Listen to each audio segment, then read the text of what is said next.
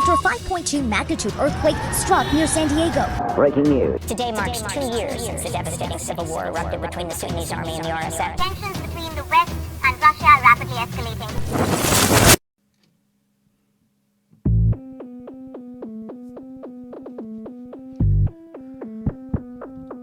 All right, welcome to the ORB or Orb radio show. We're gonna do this little quick mic test and make sure that everything sounds good. So we'll have an episode like we had last time, because that will make us go crazy. Can you imagine recording a 30-minute radio show and realizing it had turned off in the middle? Oh my god. But yeah, so let's not do that again. But it sounds like we're sounding good, so that is good. Let's go ahead and turn her down here quick. Hello? Hello? Hello? Hello?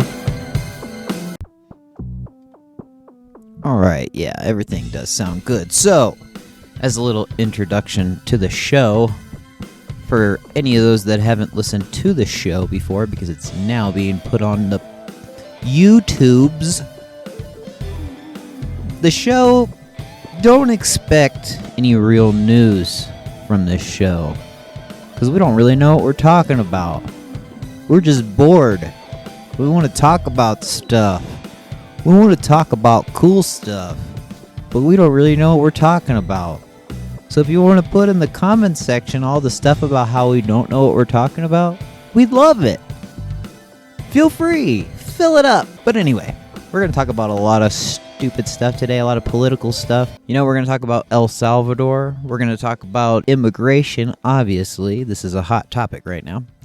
We're going to talk about different things revolving around El Salvador, immigration, Madawi. Talk about, this is not funny, but the severe famine and displaced people in Sudan, in Western Darfur, and their civil war that's going on. There's some interesting things I had heard about that I thought I would talk about. NPR and their funding being pulled. Everybody is going to lose their money. Listen to me, I'm telling you, it's what it said. Oh, IRS cuts we're going to talk about. More people are losing their money, and they took our jobs. But yeah, so a lot of people are losing their jobs. We're going to talk about Mark Zuckerturd and how he is defending his Facebook, Meta, I don't know, monopoly, because he's in the middle of a antitrust lawsuit with the government. And those are just a few of the things that we're going to discuss on the radio show today, but we're going to get back to a quick commercial break, and we'll be right back in just a few seconds.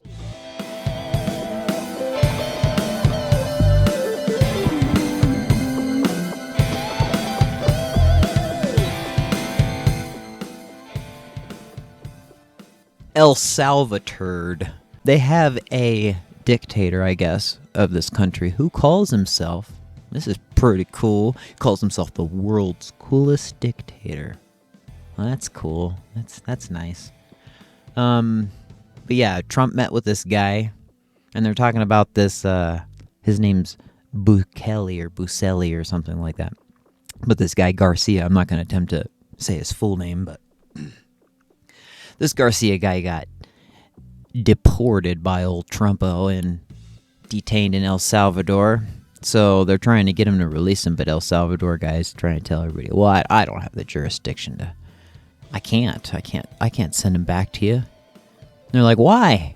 Why can't we? What do you mean you can't send him back to us?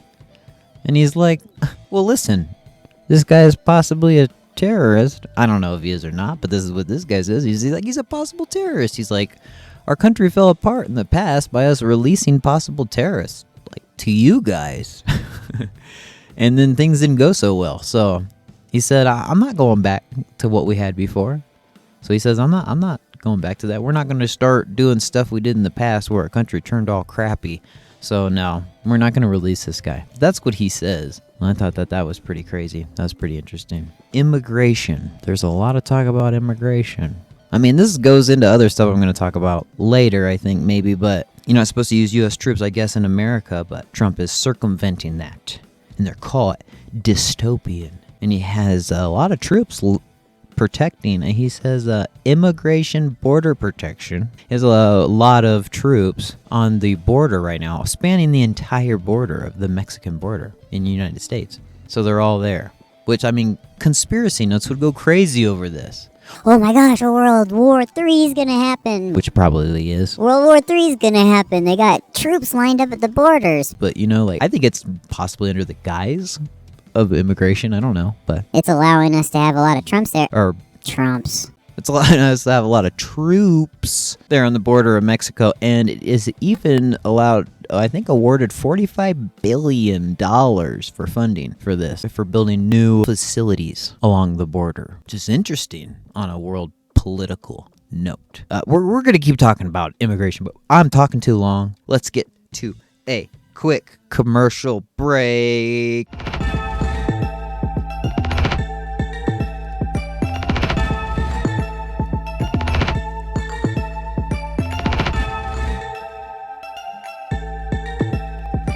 Alright, just have to take me a quick break. You gotta give the host a break. I'm standing in the desert at a computer in a little tiny trailer. I'm trying to broadcast my voice to you.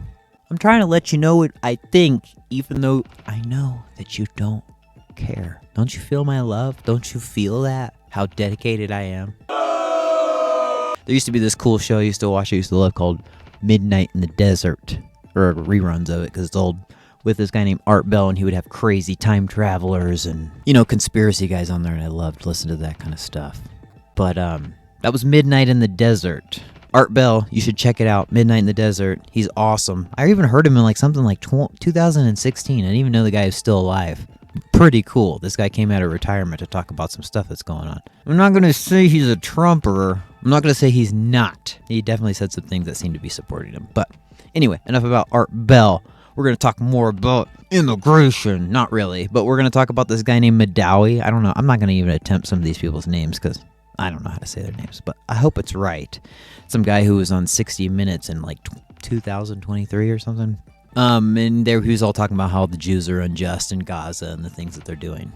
But that guy, I think that guy just got like arrested or deported or something like that. So that's why I brought it up in regards to immigration and kicking people out of the country. That guy in his... I thought it was interesting if you're a Bible student at all, and you just go ahead and look up Gaza. And look up Gaza in the Bible, like find a concordance of the Bible and look up Gaza. It always has destruction linked to it. I'm not saying that that's cool. I'm just saying that this ancient book essentially said, that's like a prophetic book, so that there would always be destruction in that area. Maybe you want to live somewhere else. I don't know. I'd like to think that if I lived somewhere that had prophecies about it always being in constant war, then I would probably not choose to live there very long. But that's their home. I'm not saying they should leave their home or anything like that. I'm just saying, obviously, I would leave my home if I was in danger. But yeah, so links to Gaza. Right now on the news, we're hearing a lot about Gaza, a lot about Israel, which is interesting to Bible students, you know, and their supremacy within the Bible. They're showing like the Israeli army bombing and missiles landing on tents that had women and children, and they're calling them martyrs and stuff like this, which I think that's horrible. I think women and children being killed is horrible. I watch all kinds of news because I want to know.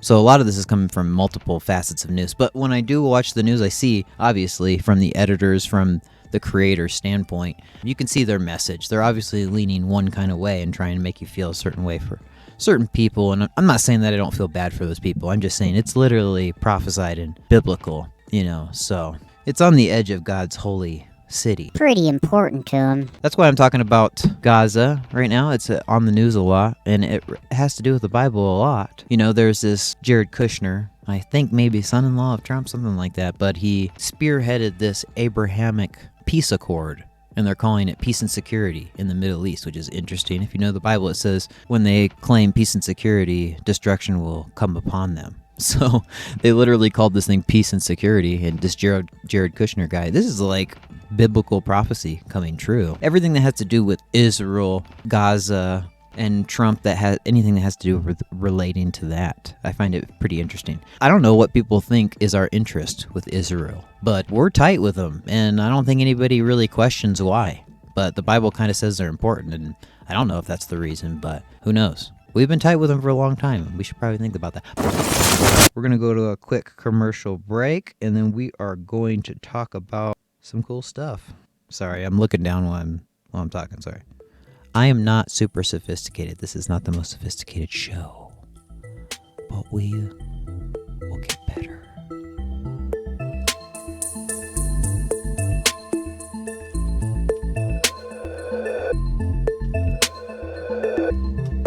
Alright, I'm back. Sorry. I think I glossed over it before, but I want to talk a little bit more.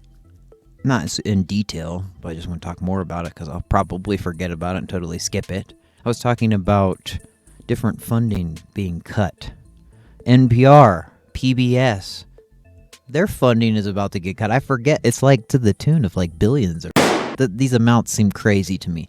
But NPR, what keeps them on the radio, and what keeps PBS as like a public broadcasted TV show, if you have like an antenna or something like that, you get free TV. So these things are supposedly about to get their funding cut because it was approved way back when. I think maybe like 4 billion or 2 billion. Don't quote me on that exact amount. I want to say maybe 2 billion was approved, and now they're trying to take that back. That, as well as IRS worker cuts, which I don't really necessarily care much about. I'm really not friends with a lot of IRS people. I don't know why. I just don't really care about government jobs being lost as much as, but it is important. IRS worker cuts, they're talking about that. It's just like a lot of funding being cut. You're seeing a lot of millions, billions of dollars being cut, and it makes the general conspiracy theorists be like, where is the money going? Where is it? Like, okay, so you took it from here. You stopped this from happening over here. Where is it? And how much is it? Because it's like 10 billion here, 2 billion here, 4 billion here, 30 billion here. Well, then you see plans for these new prison establishments, immigration prisons near the border, and they ask for how much? Oh, well, it's like it exacts the same amount. It's 45 billion. So essentially, it looks to me, I'm dumb and I don't know politics, but it looks like tens of billions of dollars is taken from here and been given over here. I can't say that it's the same money, but that's interesting. I'm going to go to a quick commercial break, and then I don't have a whole lot more information about it, but I'm going to talk about Mark Zuckerturd a little bit more. We're going to talk a little bit more about that lawsuit that he's dealing with when we come back from the break.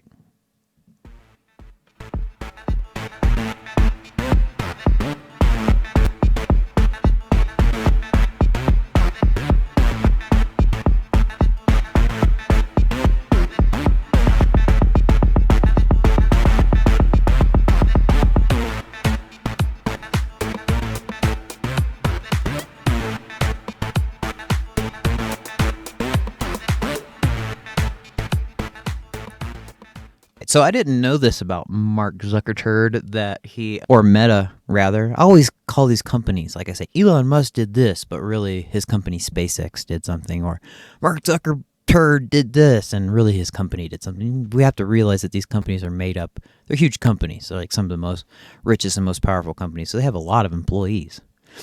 So I don't know exactly who designs this stuff or comes up with this stuff, but I'm going to just blame it on the CEOs of the companies, like they're starting everything, because I'm stupid. But Mark Zuckerberg's company, Meta, acquired WhatsApp and Instagram, which I guess are huge companies, and the government got their nipples in a twist about it and said that it's a monopoly, and they filed an antitrust lawsuit against him. So he has been on the news and trying to testify about the awesomeness about his company. There has also been a lot of news about this lady named Sarah Wynne Williams, I think. And she's some kind of Meta whistleblower.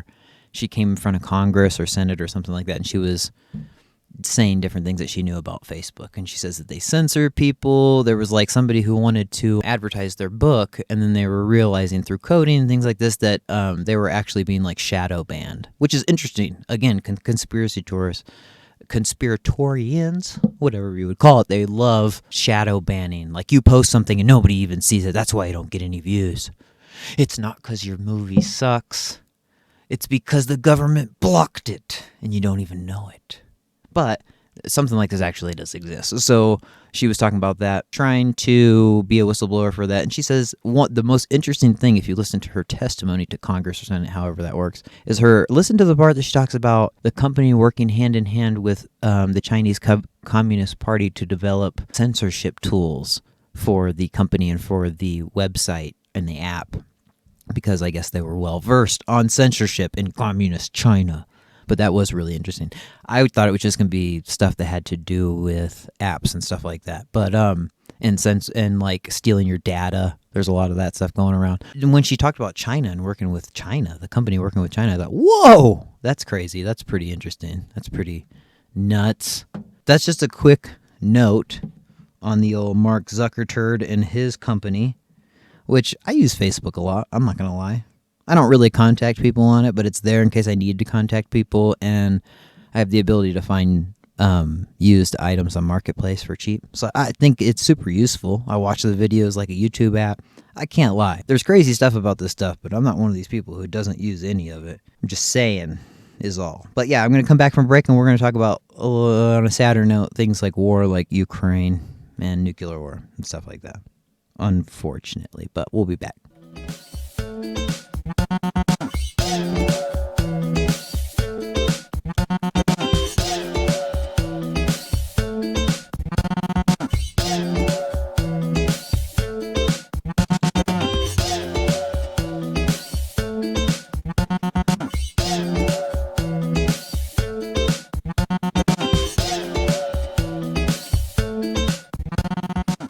All right, nuclear risk. So I was wondering about nukes because an ex-girlfriend of mine, her son is grown. She's older, and I'm older. I sound young and look young, but I'm pretty dang old. But her son is in the Navy, and then another ex-girlfriend of mine, her daughter is in the Army.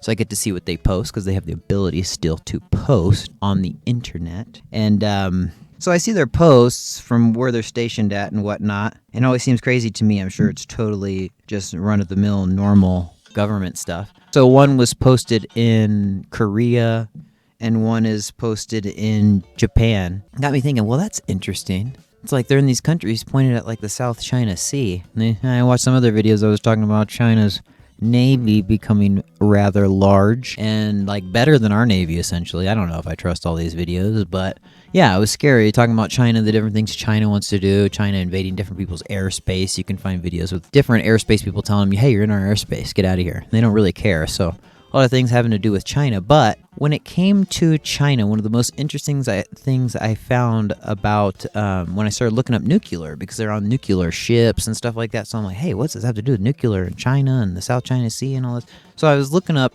nuclear stuff. I don't know much about nukes. I'm not like a super like military nerd or anything like that. I did learn one thing. So it's called the Triad. It's called the Nuclear Triad. It's super simple. It basically says that a country doesn't have the nuclear triad until it, like, basically, I break it down like land, air, and sea. But basically, it's like ballistic missile submarines. Like, so sea. They have the ability from the sea to launch a missile that can wipe people out. Land, an ICBM in like an underground silo or something like that, have the ability to knock somebody out. Air, have the ability to send like stealth bombers, B-2s with nukes off of aircraft carriers. That's like air. So that was like a cool nuclear triad thing. I figured a lot of countries had that ability, but then I realized through watching this documentary that only 4 countries, I guess, currently have the whole triad capabilities: Russia, China, us, United States of America, and India. I thought India was kind of a oddball one. We never hear of them. They're kind of the outlier.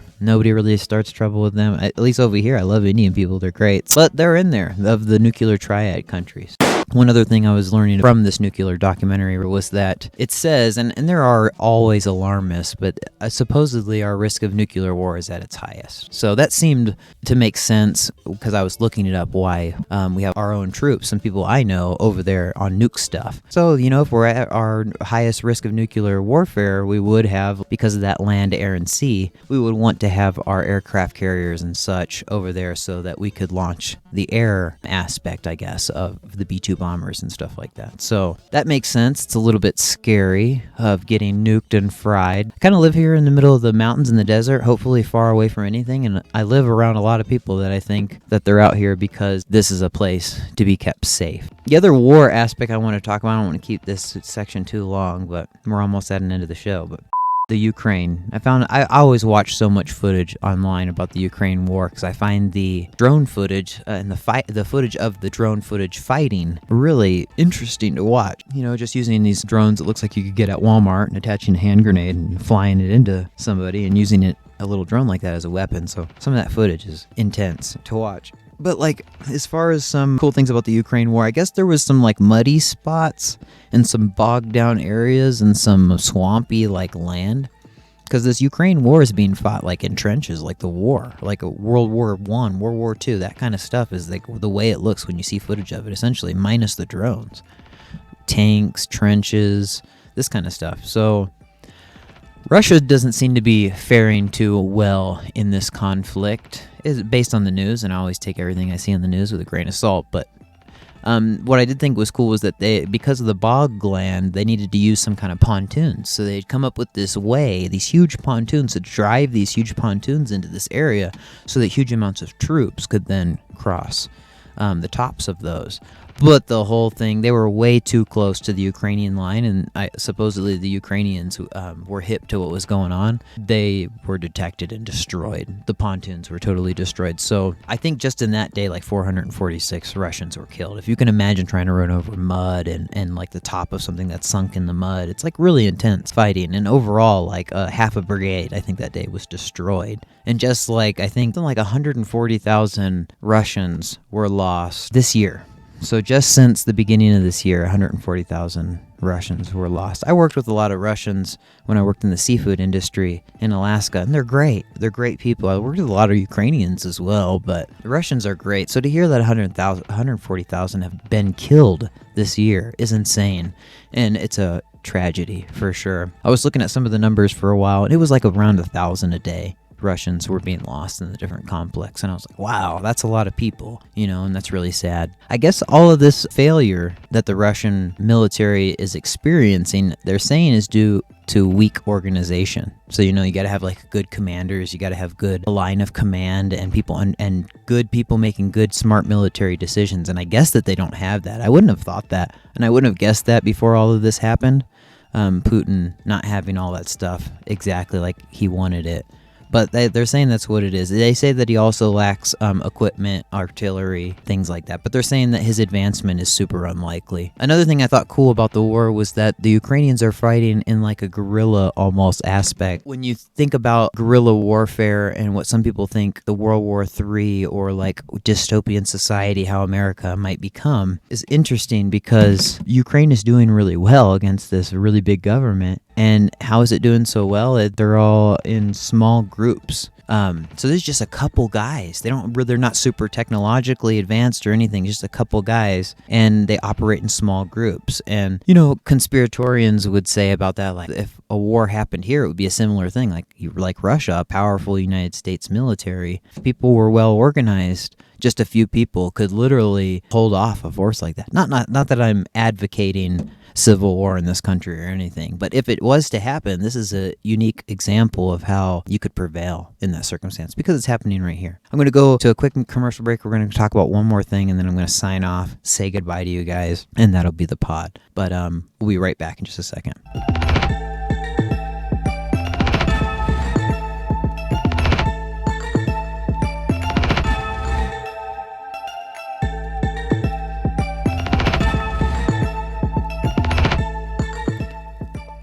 So I wanted to talk about some eerie stuff. So I watch some stupid videos a lot on the internet, and one of the guys that I'm not saying he's stupid, but I watch some videos that are not like super intellectual. This guy has this channel I've been watching for a while. I forget what his Micah, something like that. I totally forget what his name is, but I've been watching his channel for a minute, and he has this channel called That Is Impossible or This Is Impossible channel. You should check it out. It has some kind of sometimes goofy, corny ghost videos on there, which I'm sure is why a lot of people watch this stuff. A lot of people like that kind of stuff. It kind of seems silly to me, some of it, but some of the entity stuff is not a totally entity channels. A lot of times it will show like cataclysm, earthquakes, mudslides, things like this as well too. But the one thing I thought was really interesting recently was video. If you can find this video, it's a picture of somebody in I think Latin America, and he's holding a cat, and then he drops the cat because his finger is getting bent, and you can see on the video his finger getting bent, and his finger gets bent all the way backward. I guess a lot of people on the internet were saying this is like muscle spasm thing. But no, if you watch the video, it's clearly that some kind of unseen entity is bending his finger way, way, way, way back. It's not a natural phenomenon that's happening to him at all. I will have to say, like, I'm a skeptic of most things, and I will have to say I guarantee that video is, I don't know whether it's authentic, but that is not a muscle spasm or a natural thing that the body is doing to him. Very strange. So, the Bible talks about spirits a lot, and makes a lot of people that read the Bible wonder if those spirits will return, or that weirdness of the Bible, because in some scriptures it says just like in the days of old, and it's talking about Noah and things like that, which was a really sketchy time, but it says that just like in the days of old will be the days in the present days of the time of the end, the last days. I think so. A lot of Bible readers wonder, is there going to be spirits going to be back? Is there going to be weird stuff like that? But some of these videos, for sure. I'm not going to say that it's everywhere, but there are some definitely strange entities out there doing some strange stuff right now. I would love to have some callers. I was going to have some more callers on this episode, on this radio show, but with our technological difficulties that we're experiencing right now, it becomes a little difficult to try to have a caller. And so probably the only realistic way in the future would be to do a recording with somebody and to be able to edit some of that into the radio show for some of you guys to listen to. Because I talked to some very unique characters out here where I live that have come out here for solitude and for privacy, as well as myself. But I found a unique society out here, and I definitely would like to talk about that too. But that is another show, and I'm going to try to do the show every day. So tomorrow I will be back on the air, and I'll let you know a little bit about where I'm from, and let you get to know a little bit more about the show. I have a bunch of cool sound effects, a bunch of cool different stuff I want to do, but like I said, I'm not a pro at this, and I'm just learning. So I just wanted to give you a little bit of tidbits, stuff to think about. Maybe think about how that might fit in with the future and what's going to happen to this planet. Because I think we're in a revolutionary time right now, and all of us need to start looking up, so to speak. So, thank you for tuning in, guys, and until next time. This is the Orb Radio Show. And I appreciate you guys tuning in.